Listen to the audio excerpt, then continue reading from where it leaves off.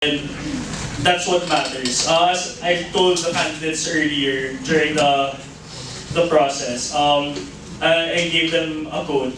It's love your calling with passion. It's the meaning of your life. And you're now being called to vote for a stronger tomorrow. So just a few reminders.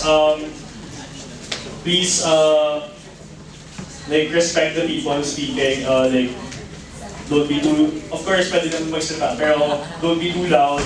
And then don't forget that you're required 1.5 hours for you to be eligible, and you have to sign out later on. Okay, so without further ado, let's start the NDA. Beginning with our president candidate, Jason Boy.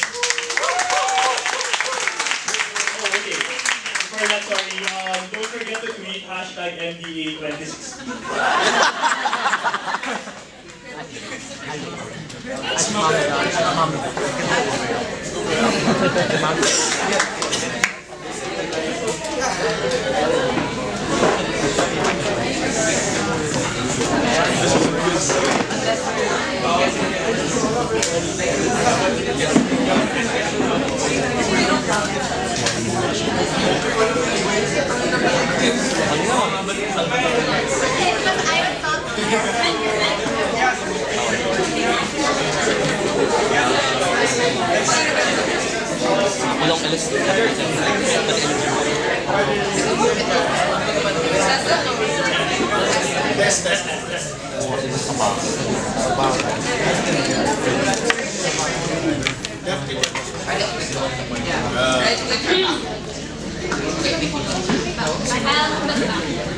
Walang alas.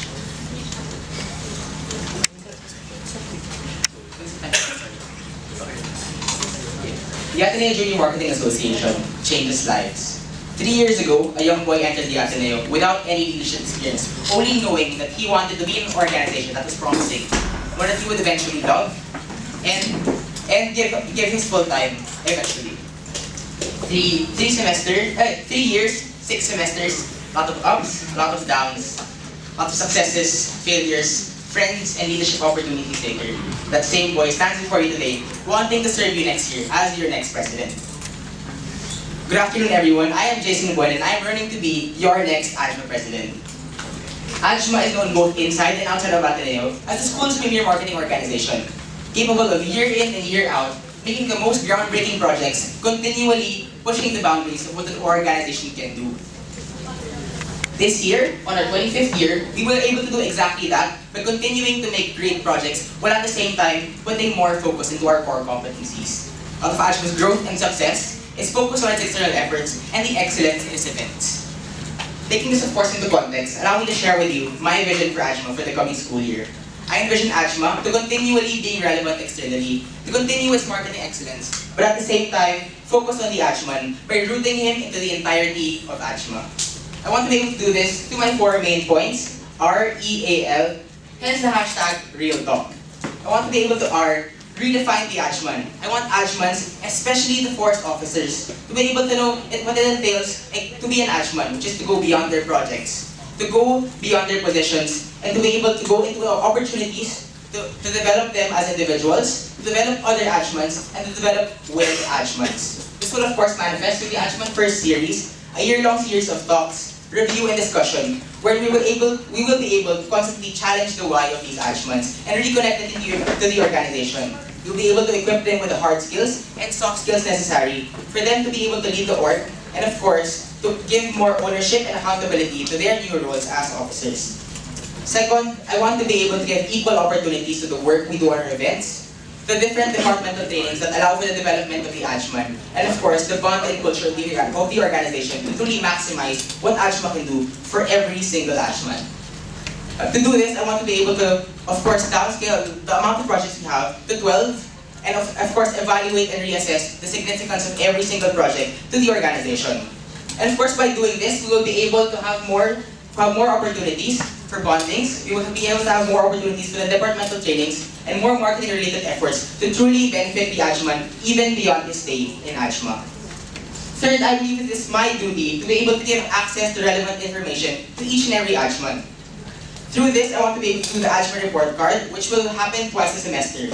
In the office of the president, I want to be able to collate each and every department's initiative and endeavors and present them to the organization in a transparent way where you can see which ones have succeeded, which ones are ongoing, and which ones have not succeeded. Lastly, I want to lead an EVP who truly will be leaders of inspiration to the organization. I want them to exemplify exactly what it means to be an Ajman by truly embodying their role as primary leaders of the organization. This will be, of course, aided by EVP checkpoints, which will allow me to make sure that no department gets left behind. No plan is left unexplored, and of course, no concern is left unheard. These, of course, will still allow us to grow and succeed externally with increased efforts in transparency, the increased efforts in our core competencies, and the growth of each and every Ajman will eventually translate to the success of our organization externally, not only this time with our events, not only with our efforts in marketing, but at the same time to the overall health and well-being of Ajma. I want to end by saying, after 3 years of undying service to the organization, I want this year to be remembered not only as our biggest year, not even our greatest year, or perhaps to not even be the grandest year, but rather I want it to be remembered as the year where Ajma truly focused on the Ajman's growth and development as he exists in Ajma. I believe it is time for a year of growth. I believe it's time for a year of growth, a year of stability, and a year of foundation. I believe it is time for a year where we focus on the Ajman, and I believe it is time for a year of real talk. Again, I am Jason Buen, running for the position of Ajma President. Thank you very much, and good afternoon.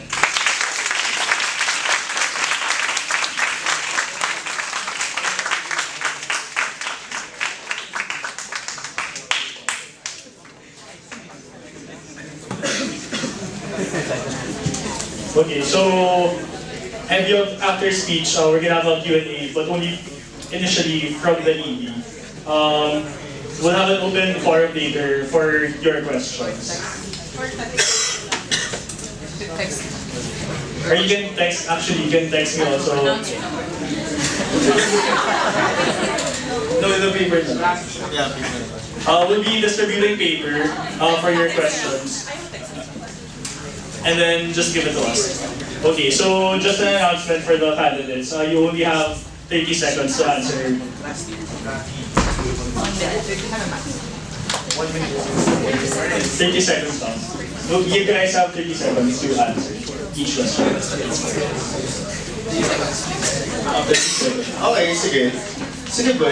The first question is kasi you told me, well, you told us that you would want to put a project cap, right? To maybe give a little bit of focus on the bondings, on the HR. But did you realize that in a lot of these events, it is where people actually bond. Parang people do not delineate events and HR bonding. Like yung mga neon boys, alam mo na yan, yung mga mahilig kumain. Like they do it but they do it like after event or before meeting, after meeting. Hindi siya parang iba yung meeting, iba yung bonding. So by putting a cap on the events, aren't you taking a little bit out of one of the biggest USPs of Ajma, which is its events in number and in impact?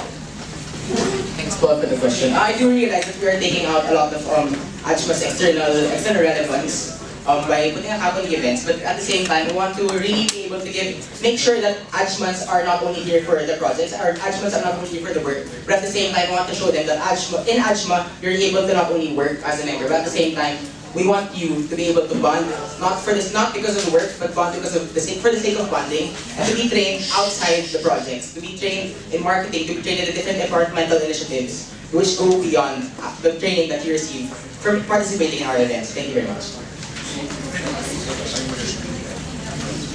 Well, you mentioned the importance of emphasizing our core competencies, so the importance of the likes of marketing help desk training. In what concrete steps will you increase the credibility of Ajma as well as the Ajmans who are leading this next year in the field of marketing? Thank you for that question once again. I do realize that with me running for president and with my fellow candidates, I do realize that we aren't as trained in the field of marketing, both theoretically and through competitions. So with that being said, I plan to increase the credibility of Ajma's marketing competence by not only consulting with the professors of the Ateneo, starting with our moderator, Ms. Candy Mandiola, but at the same time, really immersing ourselves out of our own ways, beyond our position as EP, as individuals, into different marketing competitions, into maybe internships. Thank you. Sorry, Sam. I have another question. This question actually I got from Delphine Villafrede. So basically, all of the issues that we've raised, like in growth, focusing on the members, that has been a problem like for decades, maybe years. So what makes you the right guy to actually able to solve and stop these problems, even if it's been occurring for years? Thank you for that question. I believe my background in AJMA for 3 years. Last year I was in HR ABB, and the year before I was one of the most active members of AJMA. So I believe I have the right context for the organization to be able to solve these things. And at the same time, I feel as president and as running for president, I feel like in my year I'm not as afraid, of course, to be able to again cut down externally and of course give equal importance to those trainings and those bondings that again have been recurring problems that we have been lacking for years. Thank you very much. Hi, Gwen.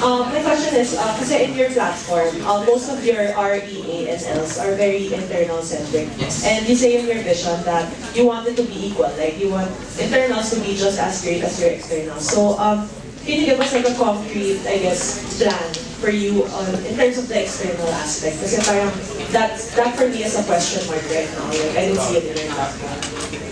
I think it was in one of the points in the bar as well as in the platform that we will be having marketing talks every once a semester. So I believe that these things can be expanded to external growth, and at the same time, I think it works both ways in internals. That by me limiting the amount of projects to a bit lesser, but at the same time, those will have more impact since we will give more importance to them as opposed to spreading ourselves thinly with the amount of projects we have this year. Thank you.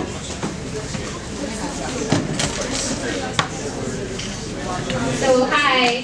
So how will you have a year of both growth and a year of formation? So to give an example,